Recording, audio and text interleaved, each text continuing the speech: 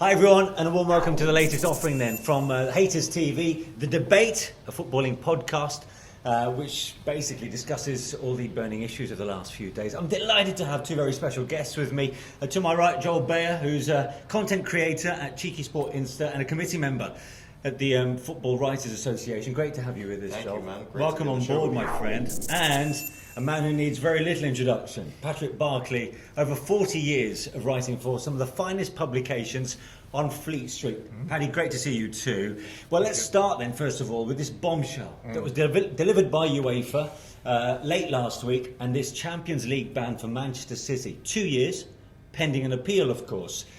Could this get worse for Manchester City, if that was even possible, Paddy? Yes, it could, because the Premier League have their own financial fair play rules, which will now be applied to, as if we needed an extra complication, City, who are in the state of appeal.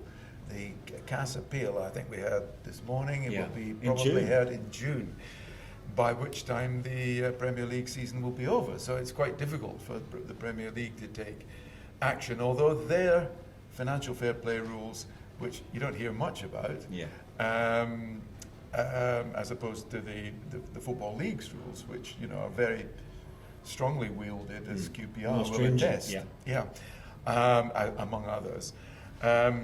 So it remains to be seen whether the Premier League act more quickly or wait to see the CAS verdict before acting. What do you think, Joel? Will it be brought forward? Because we can't wait till June, surely. Yeah, I, to be honest with you, I'm very interested to see what's going to happen, because when I heard the news in the first place, I couldn't believe it. First of all, I thought it was, is this some sort of joke? Yeah. And I'm sure the other Premier League managers felt the same. I heard Klopp say the same thing.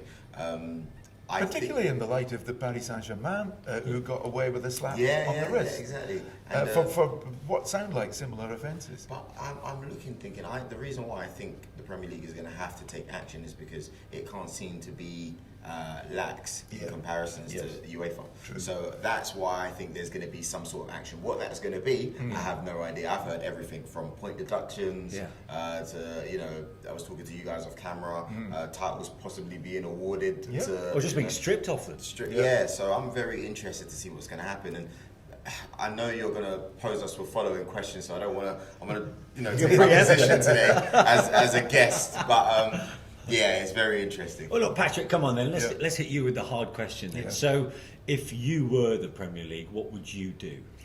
Well, for a start, I'd have to look at the figures as they pertain to Premier League rules. All we know so far is that UEFA have come to a very emphatic verdict that they broke UEFA rules. If let's say that they have been broken on the Premier League's criteria, which would be surprising, given the fact that there's been no reports that the Premier League have found City hard to deal with in the way that UEFA have complained about. Because this has been in the offing for a while. But if we take a sort of worst case hypothesis, then I'm afraid, as Joel says, everything would have to be on the table, including the stripping of titles. Personally, I would prefer, instead of a sort of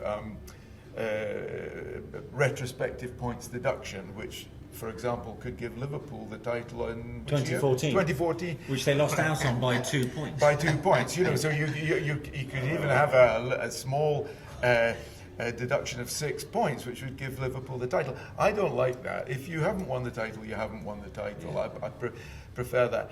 But we're going ahead. We're jumping the gun. You asked me what I would do. I disagree. And I have to disagree with you. Because if you're not playing on an even playing field, right? If me and you're in a competition, we're playing football, whatever it is. If you didn't play on an even playing field, then I should be the winner. For me, it's as simple as You're saying that's cheating? Yeah, of course it is. And there's different forms of cheating. We're not here to talk about, what people enhancement stuff, but you have to remember some people, they cheat in different formats. I'm saying it's not an even playing field. Do you not think... I completely agree with that. But I think it's a little bit hypocritical for the English football community because of this UEFA verdict to go all in favour of financial fair play. I've never heard a word in favour of financial fair play in this country. I can remember loads of newspaper articles saying it's all a plot to do the to look after the elite clubs, to entrench the Manchester United at the expense of Manchester City, to entrench the Bayern Munichs at the expense of Paris Saint-Germain. Yeah. That and a lot of people said Michel Platini is anti-English, that's why he's doing it, blah blah blah. All absolute rubbish. Financial fair play was a great idea. My only complaint about UEFA is they didn't impose it, they didn't enforce it consistently. Yeah. And that's why I feel sorry for Manchester City in a way, because we were all under the impression that UEFA had given up on financial fair play. And if that seeped through to Manchester's... Chelsea, you don't think so? Because Chelsea were in trouble for I know it was more transfer stuff, but yeah, at the end of the day, that's not financial. That wasn't exactly financial. It was. Yeah, I know what you mean. Do you see what I mean? Yes. But when you look at the Man City issue, the issue is for me, how I look at it is, from what I saw from the reports, is that they had to put in certain submissions, and those submissions were not made. Well, it all evolves around the sponsorship deal, doesn't it? They say it was overinflated because it was related to the owner of the football club. Therefore, it doesn't amount to putting up against the wages and the transfer fees that they were paying out. And then that makes an unfair playing field. Yeah. You know, that's my whole thing about what we're doing here. If it's an unfair playing field, then we have to go for those who are playing fair. But there is, I suppose, also a halfway house here, isn't there? And there has been a precedent set in the past that you've mentioned to me, whereby titles can be stripped but not necessarily given to the runners. Yeah, you just don't have a champion in that particular year. Do you think that could still be possible? I prefer it. For example, it happened in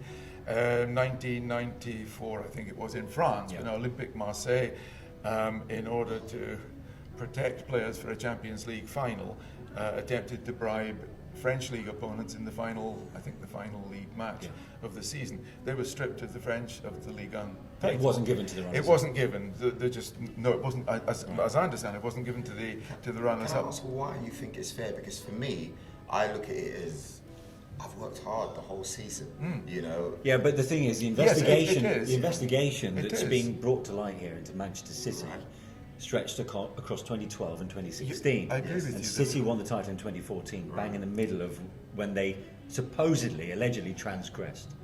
But what you're saying is that Liverpool, if you take a little bit away from what Manchester City did because of the excessive payments, which have yet to be proved to the satisfaction of the Premier League, but if you do that, then Liverpool were the best team because they were well ahead of whoever was third. Yeah, I can't remember.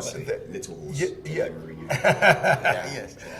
So they proved themselves the best team in the country in that year. I accept that argument. It's just that I find it hard to award a title to the team who finished it. Okay, well look, let's move this on. Maybe I'm being illogical. Yeah, I don't know.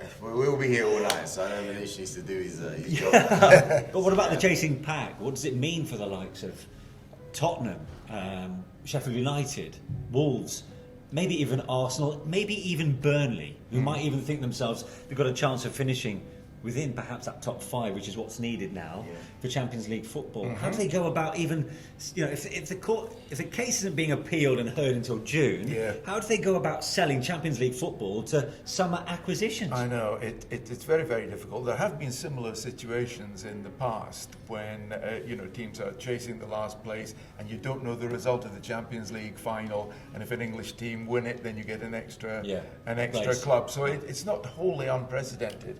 And I think that the clubs that you mentioned just have to knuckle down and not ease up as you sometimes do when you're in a comfortable mid-table position in the last few games. Yeah, I think it's brilliant. I'm looking at the types of it adds to the intrigue. I think to myself, well deserved. Deserved. Well, Wolves as well. I know that the ownership model is not to everybody's taste, but the wonderful football that they've played in a situation that a lot of teams have found difficult with Thursday, Sunday. Having to cope with playing more matches than any other club in the Premier League for them to be still getting results.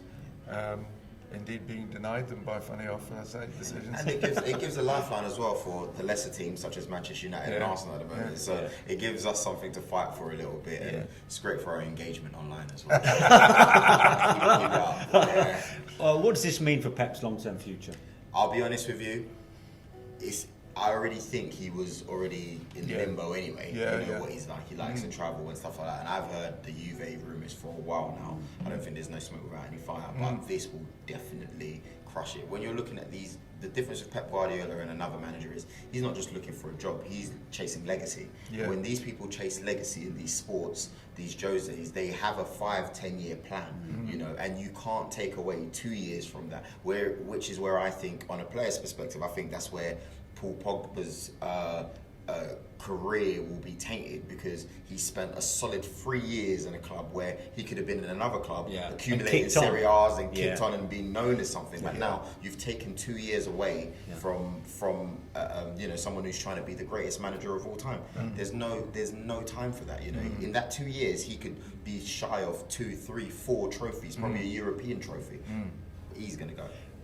Any scenario within which Pep Guardiola won't be involved in the Champions League but will still stay? Well, I was thinking about that last night. I was thinking that there will be a part of him that says this is my time to stay solid and to fulfill my contract, whether I'm in the League 2, the National Vanarama National League, or the Champions League. You know, I'm signed to Manchester City, you think and I'll do my best for them. I think that there is a part of him that will be considering that. I mean, I agree with Joel's overall analysis, but there will be a part of him, I bet he's torn.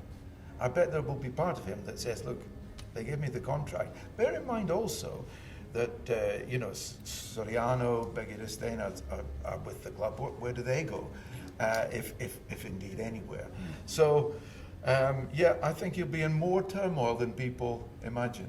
Brilliant stuff. At the moment, and I would love to see him stay at Manchester City. Well, it's undoubtedly been the biggest story, I feel, actually, of this Premier League season. I suppose, barring perhaps Liverpool's incredible run at the top with their 25 points clear. Thank you, Paddy. Joel, thanks very much indeed. Well, what do you think from what the guys have said over the last few minutes? Do you think Pep will stay at Manchester City, despite what's been going on and their pending 2-year ban from the Champions League? That's, of course, all subject to an appeal. Is it right that the appeal is heard as late as June? And where does that leave us in the race for Champions League football? Post your comments, as always, in the sections below. Thanks for watching. We'll see you next time.